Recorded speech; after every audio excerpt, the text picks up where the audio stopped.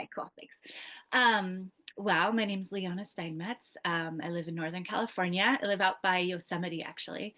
But I grew up in the Bay Area in Marin County, um, and lived there for most of my life. I moved out here a little while ago just to be closer to nature, and my husband and I could afford to live on, have a larger house with a lot of land, which is what we wanted. And so, um, we are out here, and I paint landscapes. I'm an artist. I'm a landscape painter.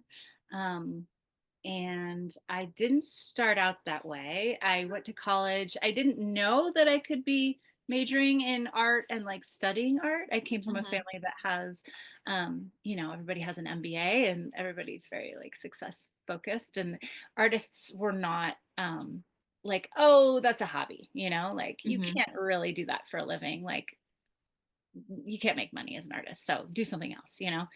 um, so I didn't study. I studied art for fun, on the side. I always did it for fun on the side. um, and after college I did various things, but I really started painting right after college. My brother gave me an outdoor easel, and I already painted and made, always was making stuff all the time, but Right. my brother gave me an outdoor easel, and I took it to the beach one day, and it just like it it was so exciting. It changed everything for me. Um, I just wanted to do that all the time, and I actually got a job working. My job was I only had a part-time job at that point, so it was great because I could focus on painting most of the time. Hmm. And I lived with roommates. Like I just had a super cheap life for a long, long time, so I could afford to like spend a lot of my free time painting. Right. Um, so I just built up my career by really just by practicing and just kind of going for it, and just doing it, putting in the hours, just doing a lot. Yeah. And of I course, love. take a couple workshops here and there, or buy Yeah. books and things like that, but no like formal training. Yeah, and I think that's fine. A lot of artists, obviously, if you listen to this podcast, know a lot of people don't have the formal training for I think the same reasons you said. Art for a long time. Even now, I think it's still kind of a non-traditional career path, but it's funny Yeah. how many people have come to, find it and find success in it. What I'd love to ask you is, through kind of meandering and finding, that you love to paint, how did you stumble across landscapes and like really find your voice with that? Because you do have a specific kind of style and palette and way that you're painting. Yeah. Um, so I making art is fun. It's great. I enjoy it. But painting landscapes is um it's kind of something that I have to do. It's Mhm. not something just that I like to do. It's just that I have to do it. Um my yeah, I wouldn't be, this wouldn't be my job if I was painting like still lifes or people or animals or this. I Right. wouldn't be doing this. Landscape, like I'm doing this because I need to express myself around how I feel outside in nature, like in um, a beautiful part of California, like looking at the water, looking at the mountains, looking the way the light is going through the trees. Like my emotions are just so big. I don't know Yeah. how to deal with it, and so one of my ways is just to paint. That's how I express myself, and um, I just I just have to get it out, and so Yeah. that's why I paint landscapes. Really, that's what it's about. Yeah. I mean, that makes so much sense. I think especially for artists listening too, it's so authentic, which I really love. Like you're truly creating because it's you and you have to, not because you feel like it's gonna sell or it's trendy. It's something that is really, authentic to you. But kind of expanding on that, as you've grown this into more of a career, how have you thought about, marketing your work and thinking about artwork compared to I'm doing this because I absolutely have to? Like, how do those things balance each other out? Mm. um well, I'm really lucky, first of all, in that people like what I paint, right? There's so many artists out there who have to paint, and they paint all the time, but people don't Right. want to buy it, you know? So I'm Yes. really lucky because what I want to paint happens to be what people want to buy. So that's awesome. Mhm. And Um, it's beautiful. I'll I'll back you up on that, so no surprise there. um, but also, yeah, there, like, at a certain point, you've painted something maybe enough times and you want to move on and do something different. Like last year, I did a collection of flowers Mhm. because it was something that I really, um, I just was super inspired by them, and it was a fun, different, something different to paint, you know? Right. Um, because yeah, painting landscapes over and over and over again, at a certain point you get really good at it. And then I Right. feel like you can then get kind of bored or like too good because it's not challenging. And so you kind of like Mhm. facet. And I don't want that to be like I'm constantly trying to give myself challenges and like Right. new things to do because I don't want to get to that point in my career where I'm just kind of like cranking them out like it's a little factory. Like I don't want to do that. Right. Um, so I guess yeah, the flowers are a new fun challenge for me to something I to love get that.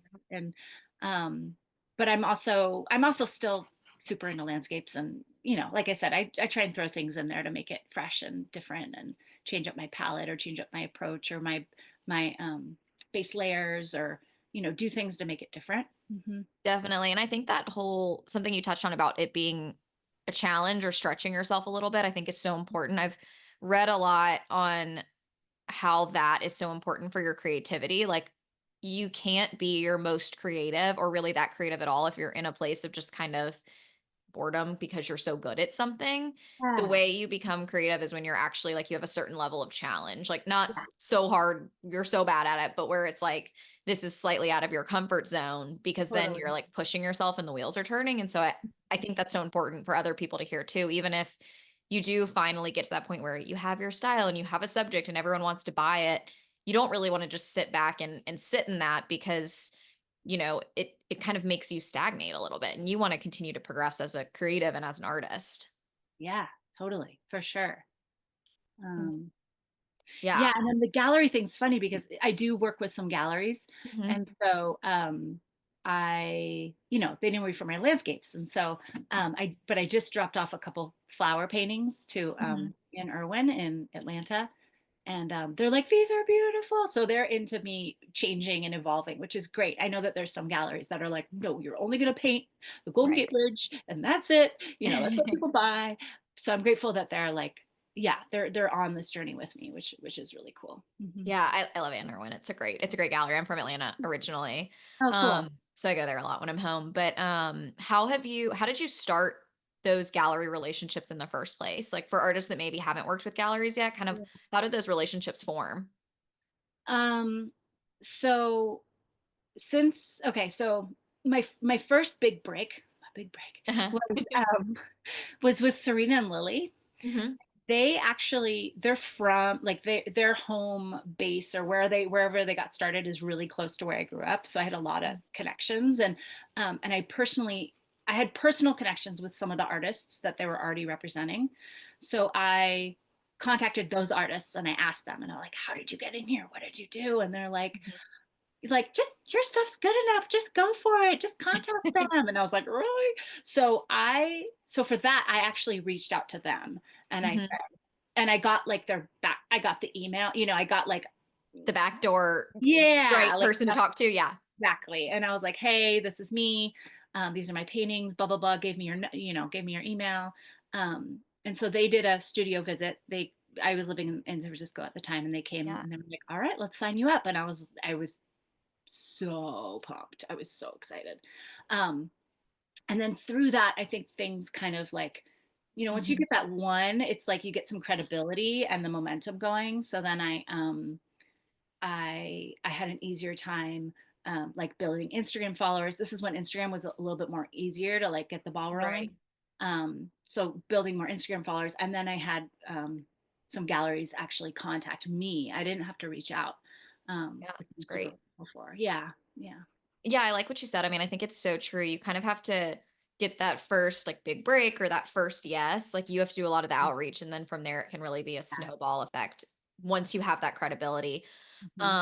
which is fantastic about Serena and Lily. What would you say kind of a day in the life looks like for you now? How much are you focusing on work for galleries versus painting for yourself versus, you know, marketing business stuff? Like, what is how does that all kind of pan out in a week or in a Yeah. day for you? Gosh. Um, well, um, gosh, it's such a balancing act. I'm a Mhm. mom and then you're a business owner and you're an artist and you're like managing a house and you're a wife and your Yeah, dog has to walk the dog. There's like always right. things that come There's up. always something on your shoulders to do. So I definitely do not work 40 hours a week. Mhm, I probably work closer to like 6 hours a day, probably, maybe even mhm, less on some days because I swim. mhm, Um, and that takes out a chunk of my day too. So, um, and then the business, when I first started painting and thought about being having this be my real jobby job, people would say, you do half painting, half business, and that's like the mhm, correct ratio of um, I don't know, most artists do half business, half painting. mhm. Um, and I thought about that, and that's like back in the day when like I learned that ratio back when you Send only go to everything. galleries. Yeah. And I'm like, now I'm supposed to be the gallery too. And like keeping that 50-50 is really hard because there's Mhm, so much to do. Um, but I do, yeah, I try and paint a little bit every day. Um, I'm in the studio. I not really on the weekends anymore. Um, but yeah, I mean it's a lot of work. It's a lot of work. it And then is. I do try and I just recently I got a new website, and so it's been about 2 years now where I'm actually selling on my website. I used to have like contact me if if you're curious about this painting, contact me, and that worked Mhm, fine. Um, but I do it this way now. I think it saves me time. But so with this now, I'm doing collections. Like I'll release mhm, last year I released like 4 collections in the year. mhm. Um, and then I'll give some to a galleries too throughout the year. Yeah. Um, or even have a gallery show also. Um, so yeah, it's definitely mixed. Every January I get out my calendar, or even now, like every December I'll Uh-huh. get out my calendar for the next year and I'm like, okay, when am I going to have the shows? What months am I focusing on when can I experiment and do crazy weird stuff and Yeah. not have to crank anything out, like mm, just so I can wrap my head around the year how it's going to go.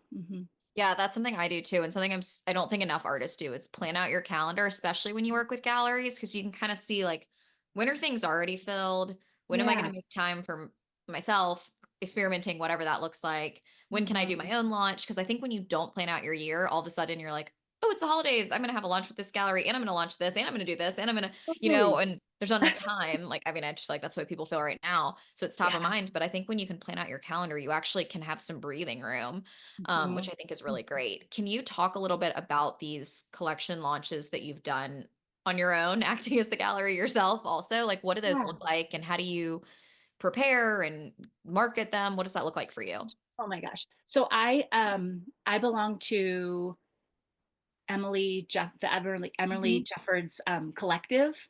And so Yeah, I've been a member of that now for like a year and I've got a lot of good info from that. she's Um amazing. I totally recommend it for listeners. Mhm. Um and she recommends that you start preparing your people for your collection like 2 months in advance. And I'm like, Mhm. I don't do that at all. I start Fine. telling people like 1 month in advance. And she also says you need to do a minimum of like 6 emails per collection. And I'm like, oh God. So I do maybe probably a maximum of like 4 per collection. Hey, that's So more than some. so I could be um I know I could be hustling way more than I am. But yeah, so it starts way back. Like now I'm trying to like brainstorm ideas. Okay, what are my collections going to be for next year? Mhm. Um, and I come up with a date, and then I usually give myself about 2 months to paint for that collection, Mhm. between 2 and 3 months. Um, and yeah, I will. I mean, if it's a specific place, I'll go to that place and paint a lot and get photos Mhm. because I do paint a lot in my studio too, Yeah. from like sketches and photos. So yeah, just kind of gathering inspiration and resources and things like that. Um, and then yeah, peppering in those like emails and like Instagram posts and things like that. It's a lot. Um, I think that's what's so yeah. different or can be so different about being an artist now is you have to manage a lot of roles that I don't think a lot of other business owners understand because you really do have to be the artist and the marketing professional and run the website and send out all the emails and it's a lot. But I do think people like Emily Jeffords or just looking at what other artists are doing, I do think this like launch technique where you can kind of like do it in buckets. Like I'm gonna paint the stuff, set it up, launch it. Is Yeah. such a great strategy because I think it gives kind of like a program of sorts. Like you sort of have a checklist versus just painting and like willy nilly trying to sell stuff on your own. Yeah, which is what I used to do. And I was like Yeah. skeptical of the collection model because I saw people doing it and I was like, do I want to do that? I'm fine. Like right now I paint a picture and I put it up and someone buys it. Blah, blah, blah. Yeah. And I was like, I don't know, but it's true. The collection model does work for me at least. It does work better than just like painting one, putting it up, painting one, putting it up. Like, Yeah. um, yeah, There's that's more hype around it. exactly. People pay attention more and they see it more. You get more Yeah. eyes for sure. Definitely.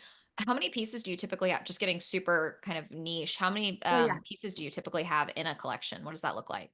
Um, well, I've only been doing this for a couple years, so I'm not like, I haven't totally dialed it in, but Mhm. I'd say somewhere between like 9 and like 20. That's great. So, I did a big Sir collection about a year ago, last February, and I think I only had like nine, but they were bigger paint, bigger. So if they're Right. gonna be big, I try and have, Well, smaller, yeah. but if they're small paintings, I could do a bunch. So, mhm. Yeah. So you prep it and then you sprinkle in your emails. And then how are you handling both launches and just in general? How are you handling Instagram? I think that's like a big topic for artists. Like, how are you Yeah. dealing with it right now? Oh, people are so bummed about it. How am I dealing with it? I don't know. I'm kind of all over the place. Like I've hired people to help, and then I get kind of that just doesn't seem to work as well as me just doing it. Hmm. Um, yeah, I've hired people to give me ideas. Um, I but nothing for very long. Just like a one shot, like hour consultation with someone about like Right. ideas and stuff. Um, but how do I guess I'm just trying to post like almost every day. That's just kind of my strategy right now. Like Yeah. almost every day, get a story and get a post. Um, I know these like super long. It's funny what they like changes all the time. So I'm everything's now. It's like you're supposed to write kind of like a blog with your post. I don't know. Is that true? Yeah. I've seen a lot of that. I feel like it changes so often that I've kind of just been like, Yeah, I'm just not gonna worry about it. And like yeah, whatever happens, happens kind of thing. yeah, yeah. I'm kind of on Um, that too. yeah. Which I'm is a privilege because I have an email list, so I can kind of not stress out about it, but, it's yeah, still that's always something new over there. totally. I I do think I need to keep the Instagram thing going though. I think Yeah, it is a good way for me to find new people to get on my mailing list. definitely. So I do need to I can't just drop it all together, which I've fantasized about and looked into, and Mhm. I don't think I would need to get a bigger email list before I did that. Yeah. Um And I feel like it's people still go it's such everyone has an Instagram, so I think if I were to come across you, I mean, even when we first started talking, it's like I go to your website, I go to your Instagram. Like that's how you yeah. find more information about artists or just about businesses or people in general. And so it's hard to I think if you fully drop it, delete it, or just don't post for like 6 months, I'm kind of like, does she still do this? You kind of raise flags of so you do have to be somewhat Yeah, on the platform just for that reason. totally. Yeah. I'm also looking into Pinterest right now too. I'm trying Mhm. to like figure out how to work that into my routine. Just one more thing. I know. I am a huge proponent of Pinterest. Definitely recommend because it has a little bit more like longevity. Your posts have more longevity than Yeah. Instagram. Yeah. And there's a lot to it, just from like an SEO standpoint and all that. But I've definitely put more energy into that because I've seen more results from that than I'm like you. I still try to post on Instagram, but I haven't put as much time into it other than just like getting something up. Whereas I'm putting a lot more time into Pinterest right now and the results seem to be great. So That's great. That's good. That's encouraging to hear because right now I'm learning about it and like yeah. So that's one of my goals for this year for 2025 is to like up my Pinterest game and like figure it out and get it dialed in and have it like be um have understand Pinterest and how it works just as well as I do with Instagram. Like have it yeah. be a normal part of my routine is like I posting. think and it's a great like year-long goal because if you put a lot of effort into it now, it those pins still last. Like I feel like I still get sales from pins that I pinned 4 years ago, but it's Mhm. just because somebody repinned it, they led them to my site, and even if that painting Yeah, sold, like they're on the site and they like my newer work or whatever. So I feel like totally. it's really nice from that perspective. Kind of going off of that, what are like, what has helped your business grow the most? Like a particular tool or app or social Mhm. media or working with galleries? Like, kind of, is there a certain category, I guess, of things that have helped you grow the most? Grow. It has to be Instagram. I mean, that's like I don't want to say it, but it's true. Mhm. I mean, um, but also something I haven't said yet is that I am not shy to ask, like to look at, to contact people who are a little bit ahead of me in their career and Uh-huh. like pick their brains and ask them questions about how they do what they do and why they do it and stuff like that. Which is why your podcast is so great and other these art podcasts because it's like you're having a conversation with people. Right, and not everyone's Um, comfortable doing that, but I'm that way too. I'm such a like even today I went and got coffee with this girl who does like marketing stuff that's totally different than me, but I'm like, let's just get coffee. I just want to like learn about what you do. yeah, yeah. Different than, talking to an artist, but I think not everyone I think is as comfortable doing that. Can you kind of talk to that? Like what have you learned just from these conversations and not being scared to kind of ask people how they've made it, I guess. Well, one thing is funny is now that I'm here and I'm, making a living selling art, people are now coming to me. Now I'm the person that Mhm. people are coming to. So I'm getting like both I love sides of that. it.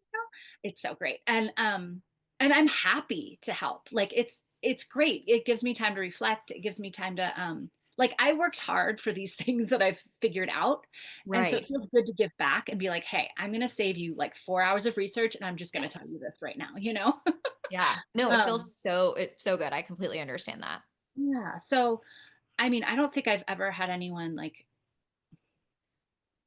totally blow me off or not.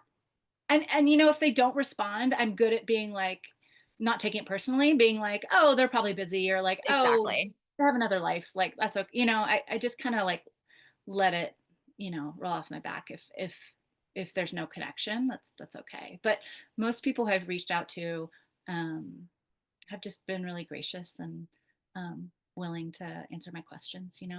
Yeah, and I feel like the creative community, especially like female creatives, artists, like people in this realm, generally we work alone. Like we do crave talking to other people. And so I feel like that relationship, I mean, I'm like you, I like would love to talk to other people, but also people can reach out to me and they do. And I love those conversations.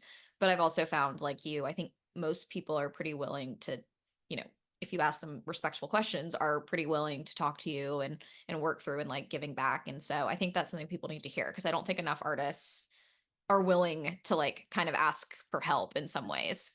Yeah, totally. Yeah. And like going back, that's like, yeah, that's how I got to the Serene and Lily. That's how I got that Yeah, break. Just being like, hey, you are awesome. Your art is awesome. You're in Serene and Lily. How did you do that?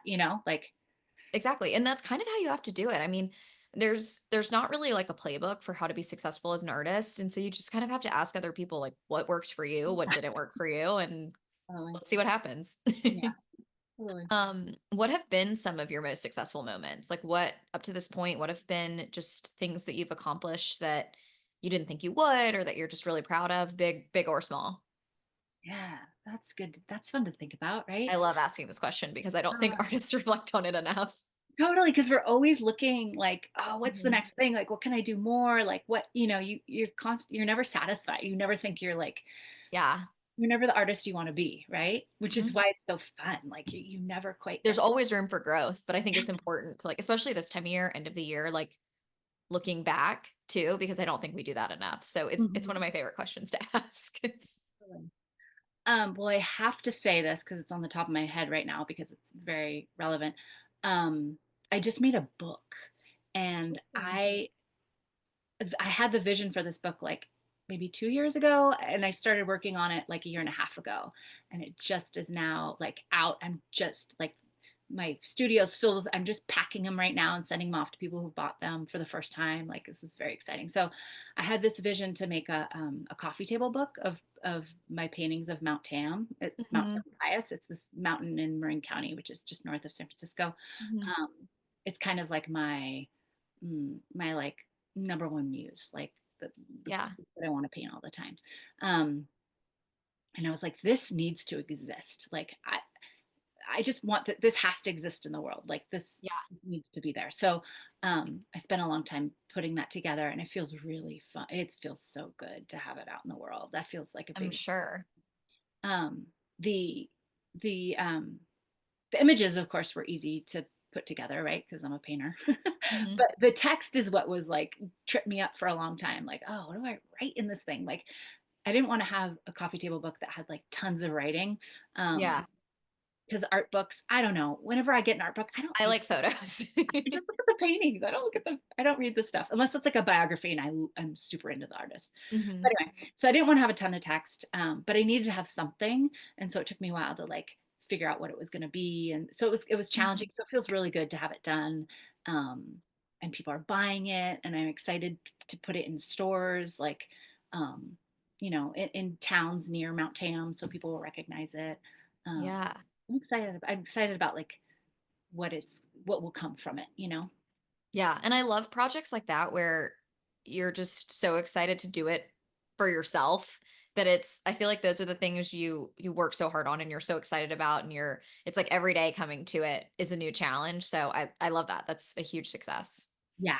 Yeah, the process is really exciting. Yeah. Totally. Definitely. What have been some challenges you faced just up to this point? What's been difficult in building this career? Um, I think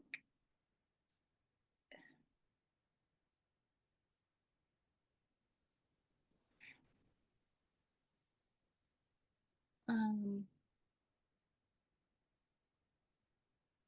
well, a couple of things. Well, maybe it's all sort of the same thing. Okay. Well, first of all, there's never enough time. Like you always want more time to paint. Like you just want to paint all the time. So the business stuff gets in the way, but at the same time I'm very grateful to have my business. So I can't wish that part away, but Right. the time thing is of course a challenge. The other thing is just my personality. I am who I am, right? So I have all these strengths, but at the same time I have all these weaknesses, and I have to learn how to like change. I have to learn how to be more of a businesswoman. I have to learn how to be sometimes I say in my head like, what would Oprah do right now? Like Put like, yourself in like someone else's shoes. totally like I don't know how to respond to this email. This person is like, sometimes I can be a pushover, and I don't want to be a pushover all the time, or I need to be firm on this price that I'm asking because I know I'm worth it. There's certain Yeah. things about my personality that like aren't um aren't ideal for being the business lady. So I've had to, and I'm better, I'm getting better. It's a journey for sure. But that's been challenging, just like my personality. Like I'm not detail oriented at all, and that's awesome. Mhm. And do X, Y, and Z, but at the same time things fall through the cracks or I forget things or um, you know things aren't as like perfect as they could be or it's like so there's Yeah.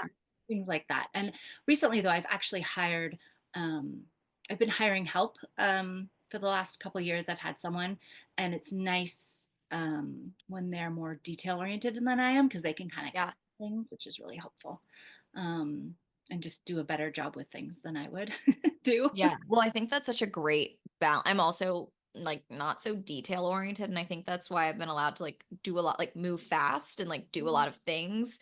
Yeah. But obviously there's a huge downside to not being detail oriented as I have like typos and stuff all the time because I'm like, that's not what I want to be doing. I don't want to proofread it.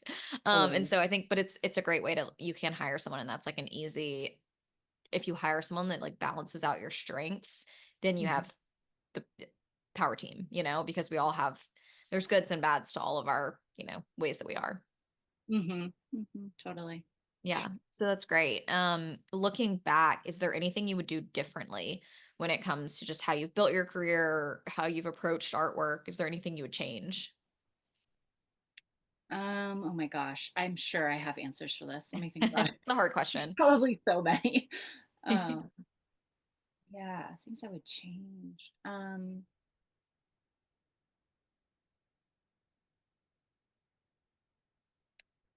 uh,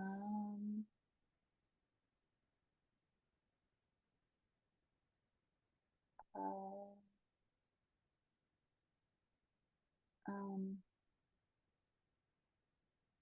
there's probably a lot. This one is kind of little and probably doesn't matter that much, but my pricing, I charge by the linear inch, and Hmm. most people charge by the square inch. And I Uh-huh. think the linear inch, it gets confusing for people. Like people don't always, especially like designers and people who work with artists a lot, they get confused by the linear inch. Yeah. And it's harder for me to compare my prices to other artists. Um, 'Cause it's harder it's hard for me to make like a formula on linear inch. Right. Um, It's different. yeah, it's different. And I know, if I were doing square inch, I'd have to make a formula too. Yeah. Um, but with linear inch, there's just less people out there to compare my formula to. There's just less Right. to like figure it out with. So I wish, I mean, I could probably just change it right now. But you're like, it's already the way you're doing it. So I know. I'm like in too deep. I'm gonna keep it. But yeah. that's something that yeah, for some reason when I was starting out, that made more sense to me. But now I'm like, oh, I probably should have done what everyone else is doing. It makes it easier. Yeah. What do you think is next for your business? Like, what's on the horizon? What are you looking forward to? What's the year ahead gonna look like or possibly look like? Something that I've been excited to do for a long time, and I think this year might be my first year trying it, Mhm. is I want to teach. I want to do, I don't want to have classes like, once a week. I want to do like workshops, right? Like a weekend workshop here or there. Yeah. Eventually, I want to do like big retreat trips, like, out of state, out of country, things like that. But I think Mhm. I'm going to start smaller and do like smaller day, weekend teaching um, stints. And taught, I've definitely taught before um, other subjects, kids, and then I've taught art to adults, but I've never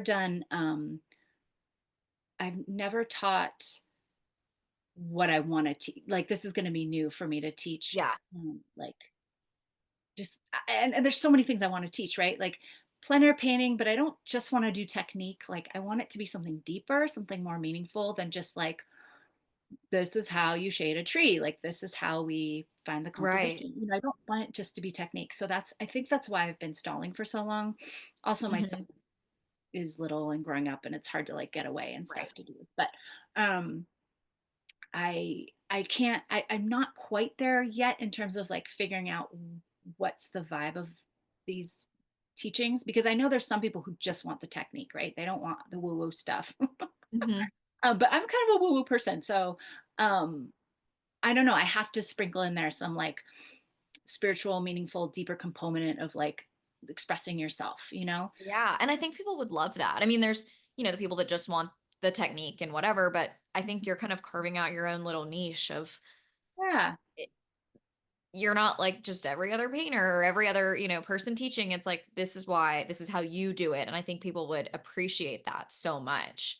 Oh, I know you're working through like the details, it sounds like, but I think that sounds really, really interesting and very you, which is what it needs to be for you to enjoy it. yeah. Yeah. I'm excited. I'm really excited because teaching is so fun for me. Like Yeah. it'll be really fun once I get it going. Um, I enjoy it and I have so much to say and so much to share. And yeah, so I think this year I'll just start out small and kind of like feel Hmm. it, feel what what's good, how it works, and hopefully like build that to be a bigger part of my business. So And yeah. I think that's great too, starting small because you can kind of work out the kinks, figure out what you like what aspects of it you like and what you don't. If you need an extra set of hands, like all things like that. And then, you can take all of that to if you want to travel somewhere or do something bigger. So I think that's fantastic. Yeah. Yeah, I'm excited. Yeah. I love to end every episode with just an overall like tip, lesson, something that's really benefited you in your art career or just life that you can pass along to the listeners. Okay. Hold on, give me a And second. it can be small. Like some people share like apps or it can be like wisdom from Right. above. It's a very wide range. Right, totally. Let's think about this for a minute. Um, Everyone does everything. Everybody's so different, you know. Mhm. Um, what do I want to say? Um,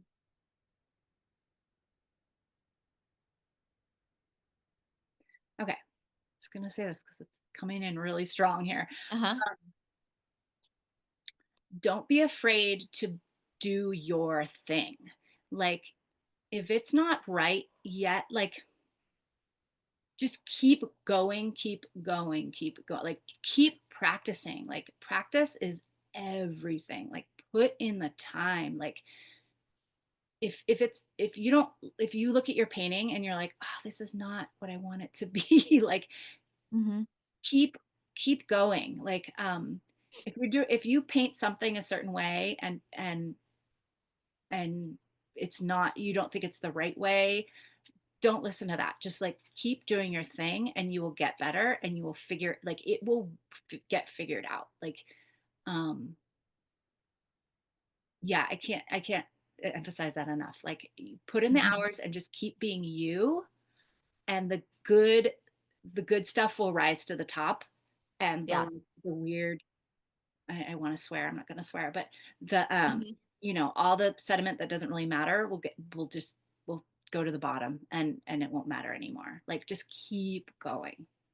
I love that, and I think it's so important to hear because I think a lot of artists look at especially with social media and how easy it is to see what other everyone else is doing. I think a lot of people think they just had the talent, they found their style, they started selling, it was great. But I really Yeah. think kind of and I think your advice goes beyond just like a style and, doing art, but I think it's if you really stick with it, it takes time, it takes patience, it takes like evolution and practice to get to be the artist you want to be. And even the artists are like that are quote unquote there are still evolving. They don't ever you never really feel like you've just figured it all out. And so I love that idea of just keeping going because I think the biggest mistake I see artists make is they don't do that. And if something doesn't feel quite right, or they look at it and they're like, this isn't quite there yet, or it's not selling yet, and then they just kind of trend hop or they hop to what they think's Mhm. working, they don't see Mhm. success because they're not doing what they themselves need to be going after. And so I think that's really powerful advice.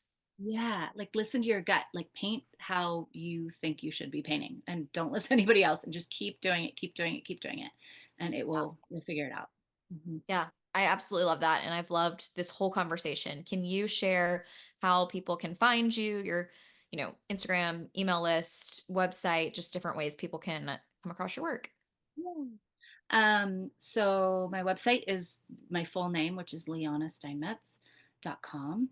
And then my Instagram is Liana Steinmetz Fine Art. I am on Facebook too, although, Facebook doesn't get as much love these days.